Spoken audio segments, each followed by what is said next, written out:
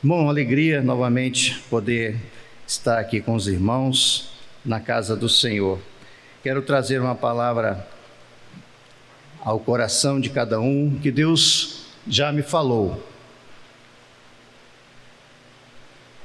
Quero falar a respeito de um cego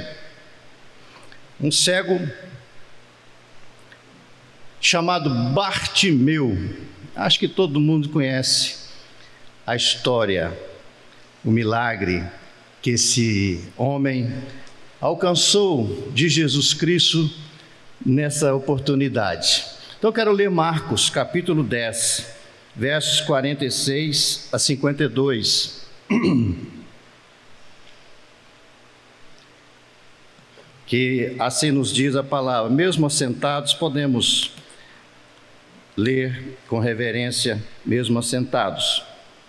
E a Bíblia assim diz a partir do verso 46 de Marcos 10.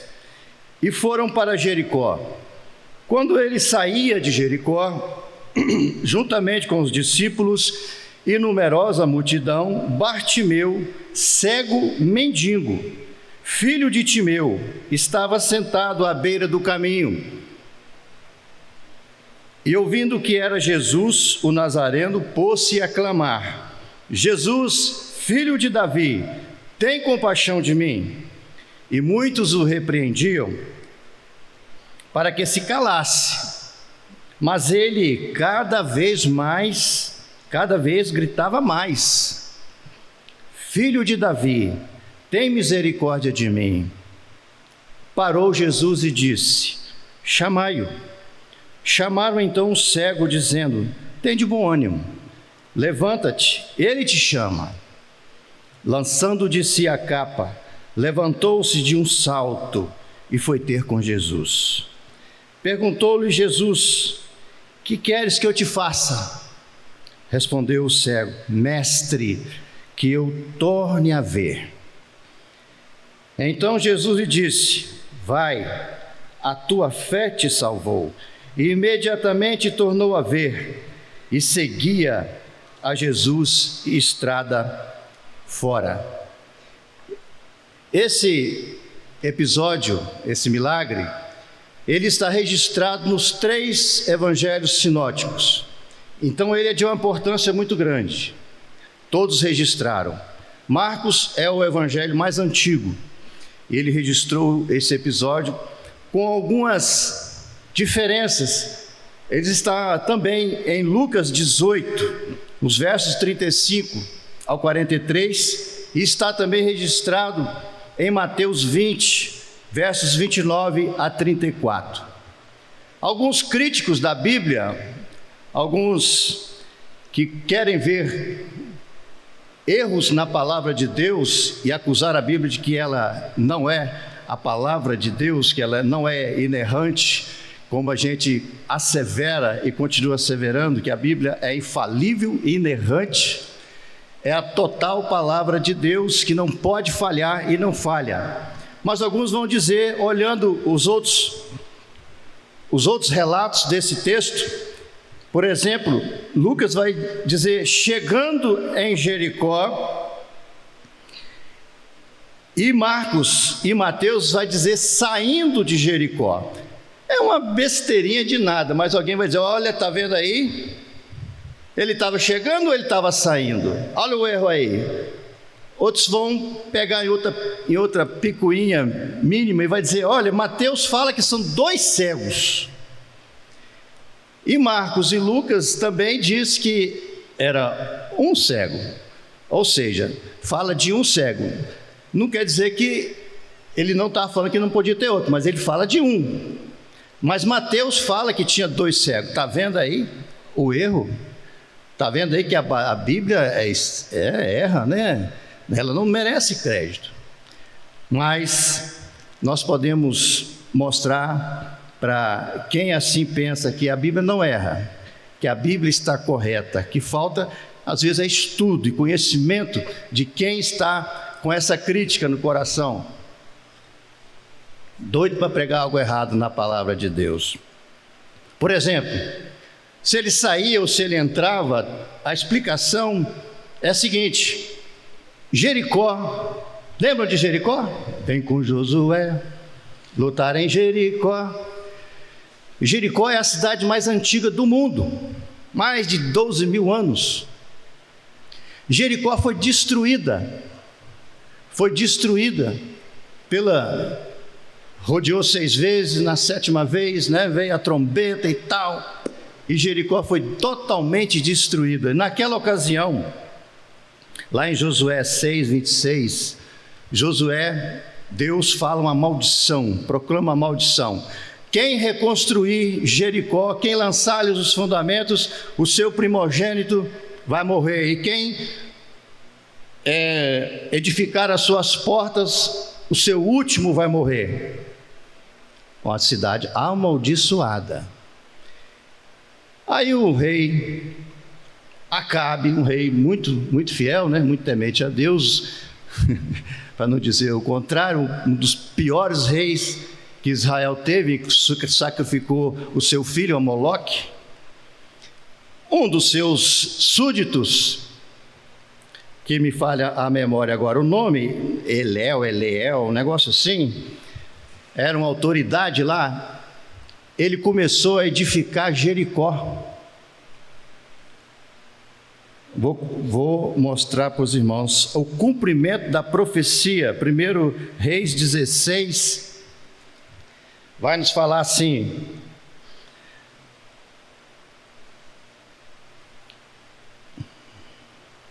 (16, 34) em de seus dias, Hiel, o beletita, em seus dias, os dias de Acabe, edificou a Jericó. Quando lhe lançou os fundamentos, morreu-lhe o seu filho Abirão, o primogênito.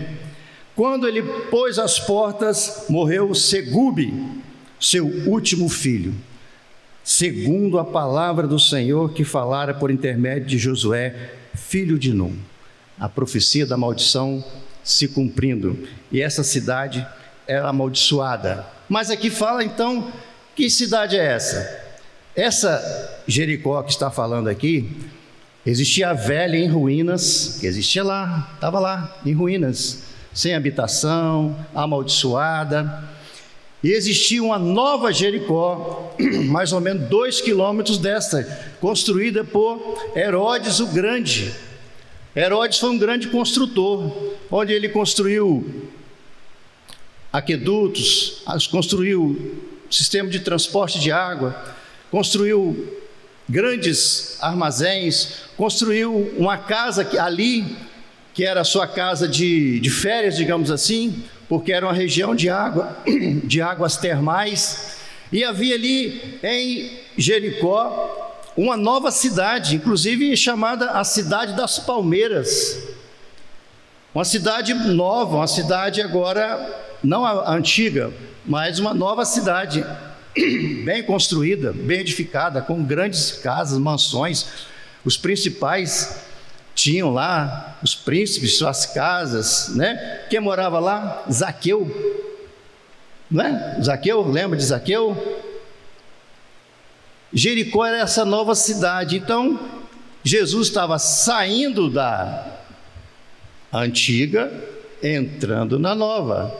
Então, por causa disso tem essa confusão. Ele pode estar entrando e pode estar saindo. Depende de onde você está olhando, de que lado você está olhando. Você está olhando do norte ou do sul. Para um está saindo, para outro ele está chegando. Então cai por terra essa questão que está incoerente a palavra. Sobre ter 2 cegos ou um cego, como é citado em Marcos e Lucas, nós temos que entender que nesse tempo, crianças e mulheres não eram contados. Por exemplo, quando havia aquele relato lá de que Jesus fez um milagre e havia tantos homens, tem um evangelista que fala, inclusive, que é fora mulheres e crianças. Ainda há esse registro, fora mulheres e crianças. Então, o costume era registrar, talvez, na perspectiva do homem. Aqui pode ter sido um cego, poderia ser mulher ou uma criança. Então não houve essa preocupação. E outra, quem mais se destaca, quem grita, quem esbraveja, quem faz acontecer é Bartimeu. Por causa disso, também pode ser que esteja preferido registrar Bartimeu. Mas como Mateus registra 2, leve em consideração que Mateus era o quê? Contador, né? O negócio dele é contabilidade. Tudo que ele via era números. Então ele registrou 2. Mas tem essa explicação aí para os irmãos entenderem. Então Jericó é uma nova cidade, cidade das palmeiras, de águas termais, cidade importante. A cidade era o último, digamos assim, uma última oportunidade, uma parada, antes de chegar em Jerusalém. Lembra os irmãos que antigamente não tinha carro, etc. Era tudo a pé ou em cima de cavalos, jumentos. Qualquer distância era uma distância considerável. E de Jericó a Jerusalém eram 25 quilômetros. E 25 quilômetros de subida. Então ali era a última parada para reabastecimento, para dar um descanso, porque a última etapa da jornada era pesada, porque era uma subida violenta até Jerusalém. Jerusalém estava a 800 metros acima do nível do mar. Jericó é a cidade mais baixa do mundo. Ela está a 400 metros abaixo do nível do mar. É muita coisa, segundo o que os entendidos. É uma depressão violenta. Então Jericó, ali tinha um posto, né, da alfândega, da fazenda, que quem era o chefe ali era o Zaqueu. E esse local era a parada das caravanas, onde as pessoas se agregavam novamente para chegar talvez à etapa final, para chegar em Jerusalém, então essa era a última oportunidade de estar em Jericó. Então, por conta disso, havia sempre um grande número de gente nessa cidade. Havia muitas pessoas, havia, né, muitos viajantes. Ali era o entreposto também, ali tinha o comércio muito forte. E ali está então esse homem cego, Bartimeu. O nome dele não é esse, né? Qual é o nome dele?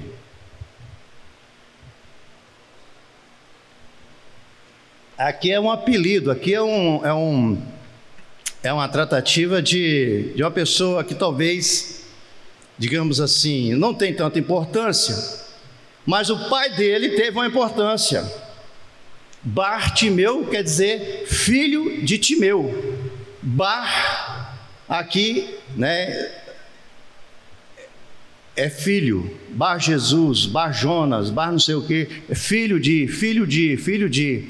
Aqui Bartimeu, filho de Timeu.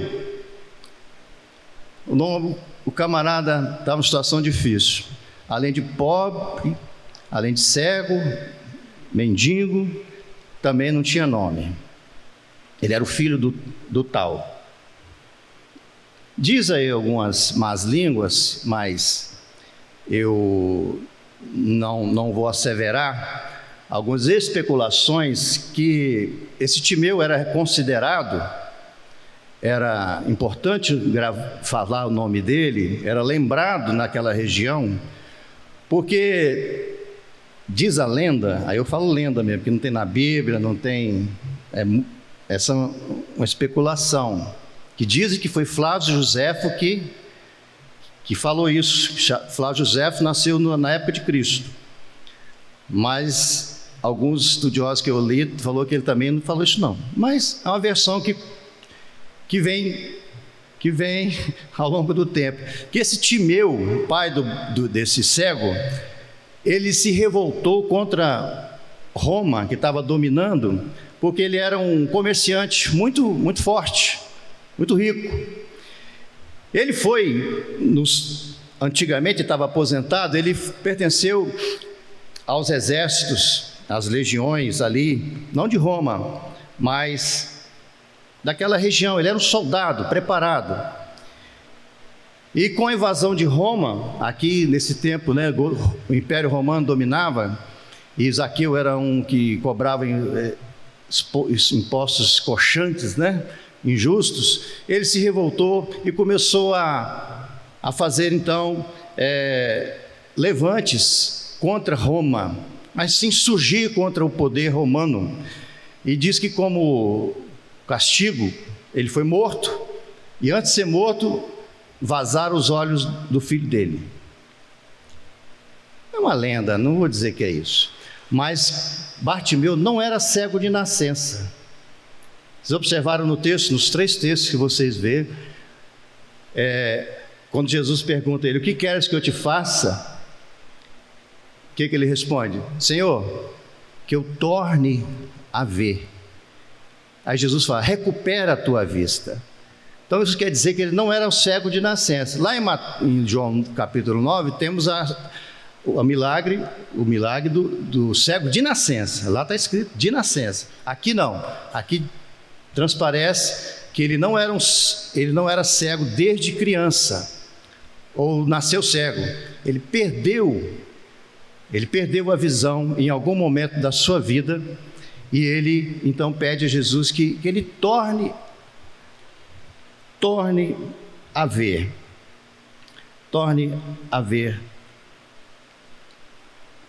novamente, né?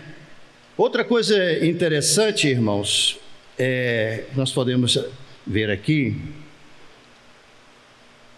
esses 2 milagres que Jesus fez. Qual era o contexto ali? Se nós formos seguir aqui o Evangelho, antes e depois, nós vamos ver que Jesus está na última semana dele na terra. Ele está indo para Jerusalém com seus discípulos, para quê? Comemorar a Páscoa. Jesus estava caminhando, e ele fala em certos momentos aqui atrás, que ele fala assim, eis que subimos para Jerusalém, fala aos seus discípulos, e o Filho do Homem será entregue aos principais sacerdotes e aos escribas, condená-lo-ão à morte e o entregarão aos gentios, hão de escarnecê-lo, cuspir nele, açoitá-lo e matá-lo, mas depois de 3 dias ressuscitará. E tem uma parte aqui de outro evangelho que vai dizer que o semblante de Jesus era de quem decididamente ia para Jerusalém. Jesus estava na sua última semana aqui na terra. E por ser a Páscoa, por ser tempo e festa, a maior festa dos judeus, a lei mosaica obrigava a que todos acima de 12 anos, que estivesse no raio de 25 quilômetros de Jerusalém, devia ir para a festa da Páscoa. Tinha essa obrigação. Então havia uma grande multidão, tinha muita gente nas estradas, tinha muita gente caminhando para Jerusalém. Então eles falam aqui que tinha uma multidão com Jesus. O texto fala que, além de ser uma multidão, já é muita gente, ainda fala numerosa multidão. Então, era uma coisa fantástica. Muita gente ao redor de Jesus. Muita gente caminhando, indo para Jerusalém. E Jesus, então, está caminhando para a morte, está caminhando para ser imolado. E era a última chance que Bartimeu tinha. Ele não sabia, mas era a última chance dele. Zaqueu não sabia, mas era a última chance dele de ter um encontro com Jesus. Zaqueu, um rico, perdido. Bartimeu, um cego mendigo, perdido. Ou seja, não há distinção. Todos sem Jesus estão perdidos. E Jesus veio para o perdido. Quando Jesus entra na casa de Zaqueu, ele vai falar isso aos escribas e fariseus que estavam criticando por ele estar comendo em casa de pecadores. Ele fala o cerne do evangelho. Porque o Filho do Homem veio buscar e salvar o perdido. Engraçado que a multidão, ela sempre, quer causar problema. As pessoas às vezes querem impedir alguém chegar perto de Jesus. As crianças eram levadas até Jesus, os discípulos, não vai incomodar o mestre não. Zaqueu, quando teve o encontro com Jesus ali, aliás, quando Jesus o encontrou, porque ele estava muito bem escondido lá em cima de uma árvore, e aí diz que Jericó era bem arborizada, Jesus vai ao encontro de Zaqueu, que ele está lá em cima, e o povo embaixo torcendo para que Jesus desse aquele sermão. Agora Zaqueu vai ter o que merece. Mas Jesus fala, hoje eu vou na sua casa, hoje me convém ir na sua casa. Mas a multidão fica enfurecida. Aqui Bartimeu está clamando por Jesus e a multidão está dizendo, cala, que isso? Fica calado, você está incomodando. Aliás, você não é digno de ser ouvido. Olha a sua condição, você está perdido, pobre, amaldiçoado, cego, numa cidade amaldiçoada. Jesus não tem tempo para você não. E muitas vezes o sistema, as pessoas procuram às vezes criar empecilhos, barreiras para que alguém venha até Jesus.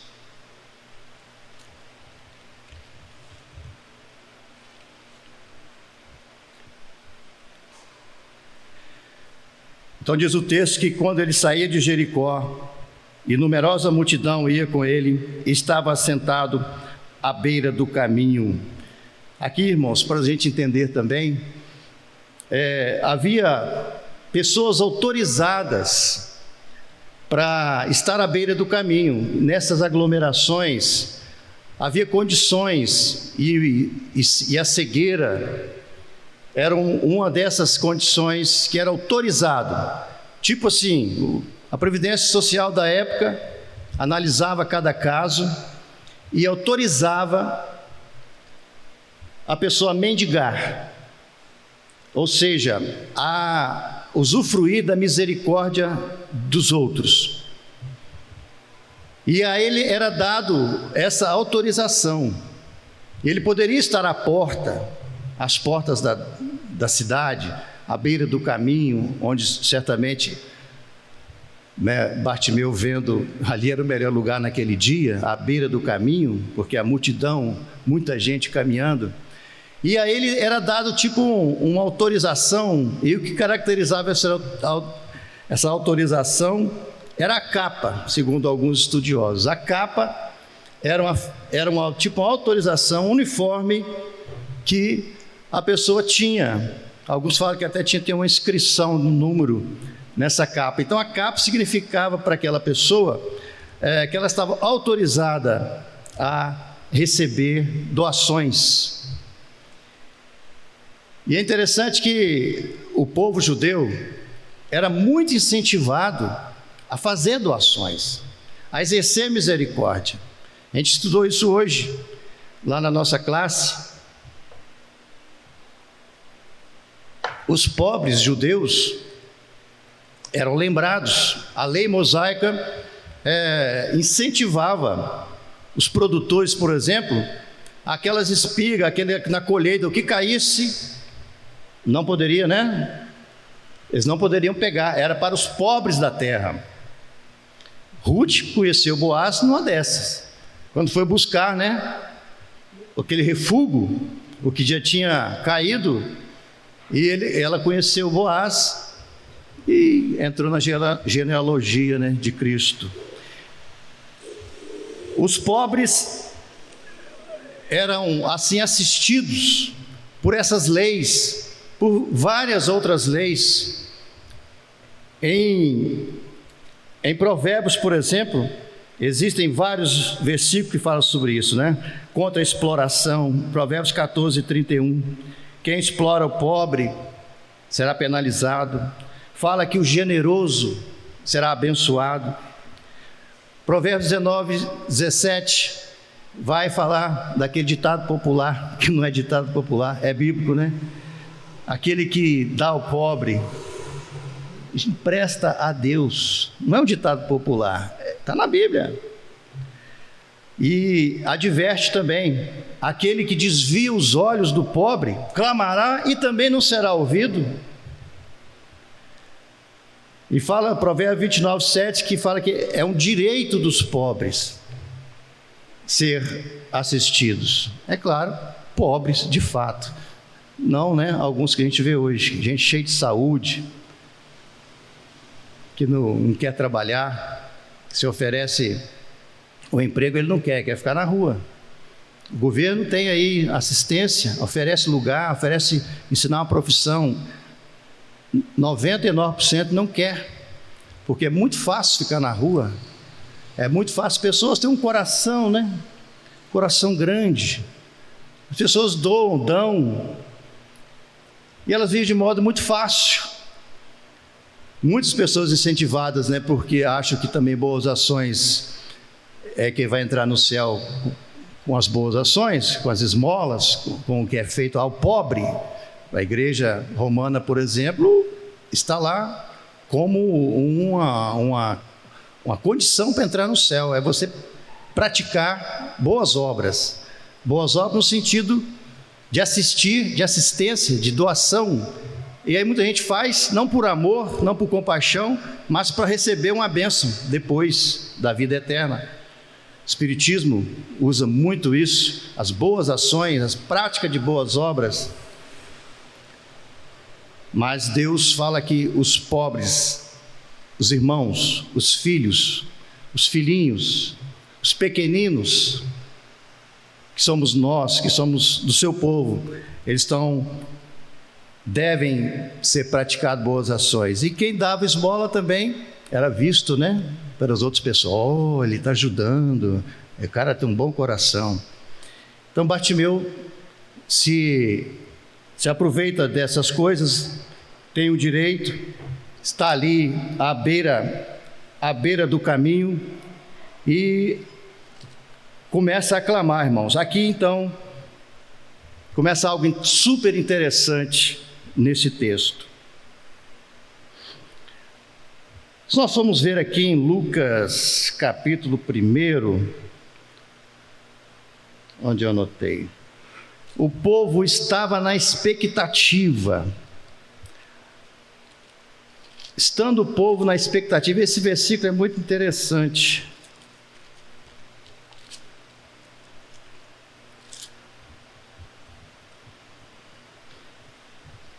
Onde eu anotei isso?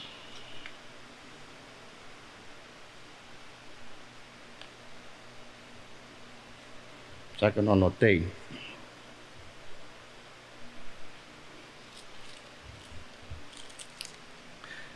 Na verdade é 3,15.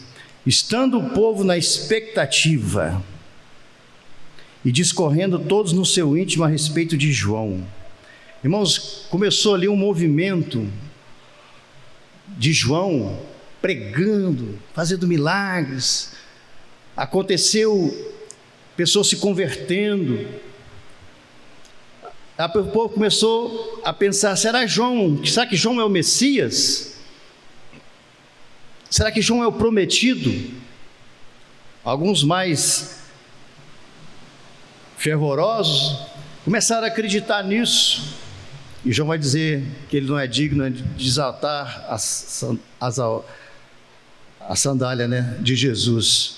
Mas o povo havia essa expectativa naqueles dias da chegada do Messias. Era algo fantástico, algo interessante. E isso está acontecendo aqui nesse texto. Havia uma expectativa nas pessoas. E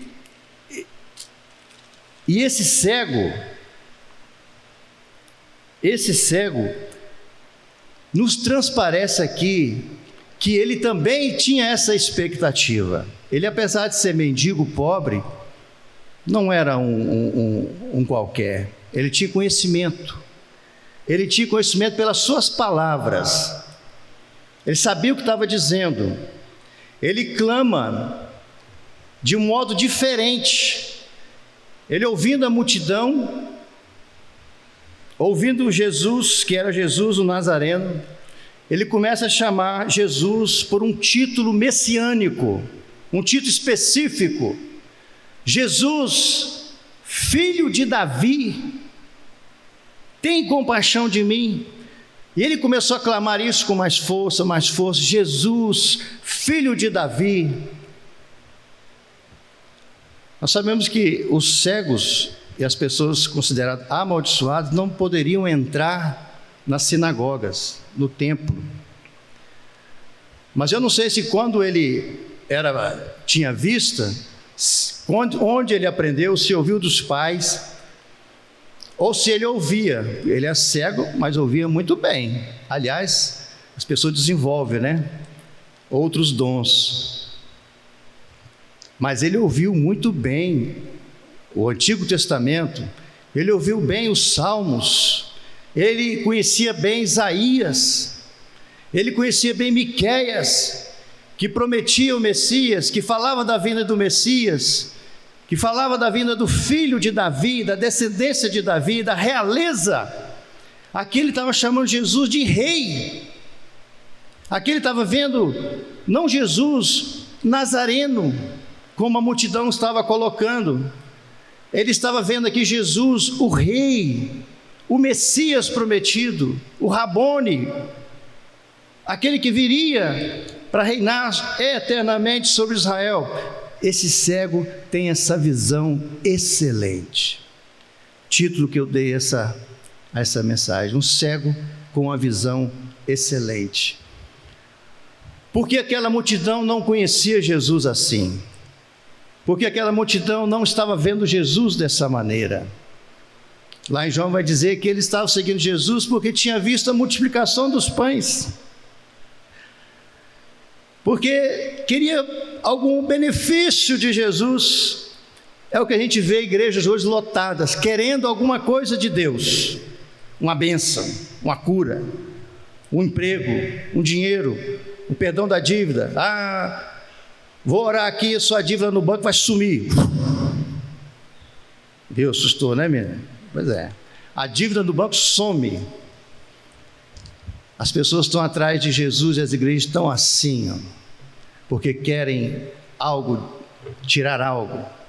Consumistas miseráveis estão atrás de Jesus por causa de coisas materiais. Mas este cego supera os sacerdotes, o sumo sacerdote, Anás, Caifás. Ele tem mais consciência desse momento precioso. Ele estava cego talvez há muito tempo, e agora Jesus, o filho de Davi, estava ali, passando ali. Aí, irmãos, algo fantástico nesse texto. Fantástico. Porque as pessoas achavam Jesus de Nazaré. E Filipe falou para Natanael: pode ouvir alguma coisa boa de Nazaré? Havia esse ditado de Nazaré, não tem nada bom, sai de lá. Mas aqui, esse cego com essa visão do reino, essa visão fantástica, vê o Filho do Homem, vê o Rei Jesus, e ele está esperando tanto esse momento, como na expectativa. Se a gente vê aqui Lucas 2, como era importante esse momento. Lucas 2, versos 25, tinha um homem que esperava ver a redenção de Israel, e ele tinha uma ânsia tão grande de ver. Diz assim, havia em Jerusalém um homem chamado Simeão, homem esse justo, piedoso, que esperava a consolação de Israel, e o Espírito Santo estava sobre ele. Revelaram o Espírito que ele não passaria pela morte antes de ver Cristo, o Cristo do Senhor. Movido por Espírito, foi ao templo, e quando os pais trouxeram o menino Jesus para fazerem com ele o que a lei ordenava, o que Simeão falou? Agora, Senhor, pode despedir em paz o teu servo, segundo a tua palavra, porque os meus olhos já viram a tua salvação. Os meus olhos já viram a tua salvação. a qual preparaste diante de todos os povos, luz para a revelação aos gentios e para a glória do teu povo Israel. Os meus olhos já viram Jesus, o Rei. Olha como era importante alguém que tinha consciência de ver aquele que ele viria redimir a Israel, vê-lo face a face, ver o seu rosto, contemplá-lo de perto. Simeão agora podia dizer: Senhor, eu posso morrer, porque meus olhos contemplaram a tua salvação. E Bartimeu talvez tivesse esse sentimento no coração dele, de conhecer o Mestre, porque ele expressa isso várias vezes aqui, em outros textos vai falar que ele falou isso incessantemente: Cristo, Jesus, filho de Davi. Não era um clamor desesperado, era um clamor ansioso por vê-lo. Aqui, segundo um estudioso que eu li, a expressão aqui, quando pergunta: que queres que eu te faça, né? Que queres que eu te faça? Parece que tem algumas perguntas de Jesus, parece que idiota, né? A gente poderia falar assim, né? Não, todo respeito, a gente vai falar, né? Mas não traduz bem o que o texto explica, o que o texto quer mostrar lá no seu original. E Jesus estava perguntando aqui por uma questão muito também prática. Quando estava lá naquele tanque lá, ele também perguntou àquele homem que estava lá 38 anos, né? Ou 40, 38. Estava lá esperando que as águas se movessem, e Jesus perguntou: queres ser curado? Eu estou aqui há 38 anos. Parece essas perguntas bobas, né? Mas o que estava em jogo ali era a vida dele, era o futuro dele, era o sustento dele. Ele não tinha emprego, ele não tinha nada, ele tinha a capa. A capa dele era o sustento, a capa dele era a garantia que ele teria alguma coisa, era aquilo que dava a ele alguma segurança, aquilo que dava a ele a oportunidade de ter o seu ganho, aquilo que ele sustentava, era o sustento da vida dele, era aquilo. E se ele fosse curado, ele perdia aquilo, ele não ia ter mais desculpa para ficar ali, não poderia mais ficar ali também. E agora? Então essas perguntas têm essa questão. É isso mesmo que você quer? Olha que isso vai passar apertado, hein? Vai piorar de vida. Você quer mesmo isso? Você vai ter que se virar, ganhar o seu sustento de outra forma. Aí ele responde, verso 51: Mestre, que eu torne a ver. Que eu torne a ver. Aqui também, irmãos, segundo um estudioso, essa explicação aqui, que eu quero, mestre, que eu torne a ver, eles chamam Jesus de mestre, ou seja, outro título de Rabone, mestre. Quem tinha conhecimento falava assim, Rabone. E diz um estudioso, comentarista aqui desse texto, que ele fala: Senhor, em outro texto, abre os meus olhos. Senhor, abre os meus olhos, porque eu quero te ver.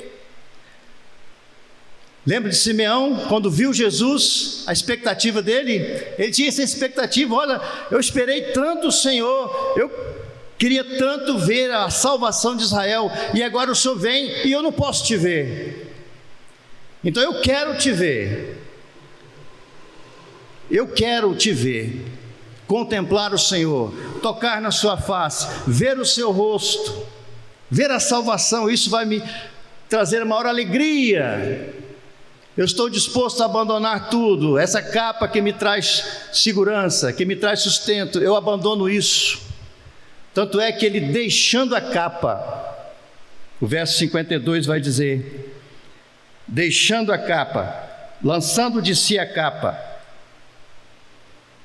ele levanta num salto, a empolgação. Era cego, mas era esperto, pular igual sapo. deu um salto de alegria, de entusiasmo, por encontrar Jesus face a face, por não perder essa oportunidade de ter Jesus, de ver Jesus.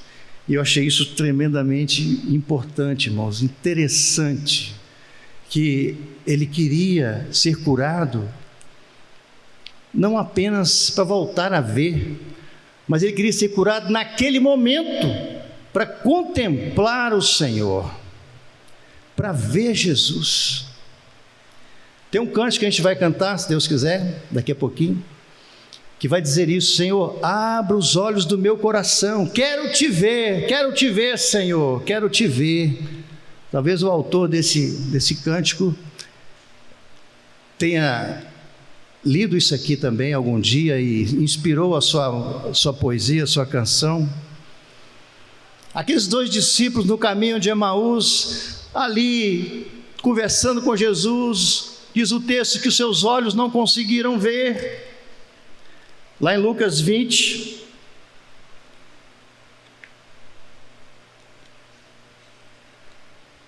(24, 16 a 31), aqueles discípulos os seus olhos estavam carregados. Aí lá no final, seus olhos se abriram e eles entenderam que era Jesus que estava ali. Então, irmãos, esse cego nos ensina que a maior alegria, que o maior privilégio que alguém tem é ver Jesus, é encontrar-se com Jesus, é reconhecer que Jesus é o que Ele é: Deus poderoso, grandioso, está entronizado. Jesus é Senhor, Jesus é o nosso Salvador, Ele é a nossa maior alegria. E aí o cego tem essa experiência fantástica. Ele, além de recuperar a sua visão, Jesus confirma que ele era um salvo, que ele estava salvo. E ali ele começa uma caminhada com Jesus, seguia Jesus estrada fora, e tornou-se um dos discípulos de Jesus, um dos seguidores, não é apóstolo, discípulo. Se tornou um dos seguidores de Jesus, abriu mão da sua segurança, não perdeu a sua oportunidade. E aqui eu quero fazer 3 aplicações muito rápidas. Ele tinha tudo para ser um pobre coitado, desistir da vida, pedir a morte, uma tragédia na vida. Talvez seus olhos tivessem sido vazados. Se tornou mendigo porque não tinha pai nem mãe para sustentá-lo, não tinha emprego, não podia trabalhar. Cego, mendigo, mas ele não desistiu. Eu não sei se você tem suas dificuldades, suas lutas, mas não desista. Não desista. Jesus está passando. Jesus está caminhando. Jesus está aqui.